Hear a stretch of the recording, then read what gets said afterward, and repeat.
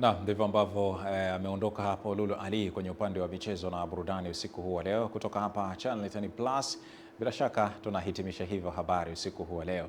Ulikuwa na Juma Mohamed ambaye alikuletea hapa habari za kitaifa, habari za kimataifa, bila kusahau kwenye upande wa habari za biashara na uchumi. Na kwenye michezo ni Lulu Ali ameondoka kwa sasa. Tupate taarifa muhimu sana kutoka mamlaka ya hali ya hewa Tanzania TMA kwa saa 24 zijazo, wakitujuza utabiri wa hali ya hewa.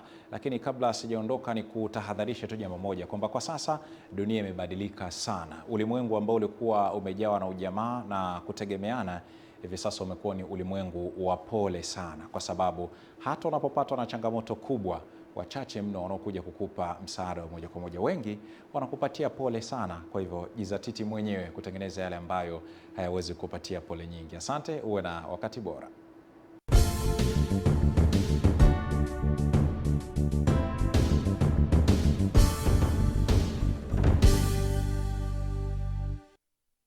Habari za wakati huu na karibu katika utabiri wa hali ya hewa ambao ni wa saa 24 zijazo. Na tukianza na usiku wa leo, ni matarajio yetu kuwa maeneo ya magharibi mwa nchi yetu, maeneo yanayozunguka ziwa Victoria, nyanda za juu kaskazini mashariki, pamoja na maeneo ya ukanda wa pwani ya kaskazini, maeneo haya yatajwa kuwa na hali ya mawingu kiasi, mvua na ngumu za radi katika maeneo machache. Maeneo ya nyanda za juu kusini magharibi, mikoa ya Ruvuma, Lindi pamoja na Mtwara, maeneo haya yatajwa kuwa na hali ya mawingu kiasi, mvua katika maeneo machache. Wakati mikoa ya Singida pamoja na Dodoma, maeneo haya yatajwa kuwa na hali ya mawingu kiasi pamoja na ukavu kwa ujumla. Na upepo unatarajiwa kuvuma kwa kasi ya kilomita 20 kwa saa katika ziwa Nyasa na kwa kasi ya kilomita 30 kwa saa katika ziwa Victoria, ziwa Tanganyika, ziwa Rukwa pamoja na ukanda wote wa pwani, na hivyo hali ya bahari inatajwa kuwa na mawimbi makubwa kiasi.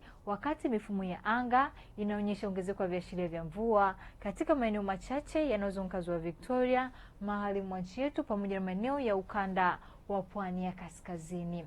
Na mamlaka ya hali ya hewa Tanzania inatoa angalizo la uwepo wa vipindi vya mvua kubwa vinatajwa katika maeneo machache ya mikoa ya Kagera, Geita, Kigoma, Tanga, Dar es Salaam, Pwani kijumlisha visiwa vya Mafia pamoja na visiwa vya Unguja na Pemba.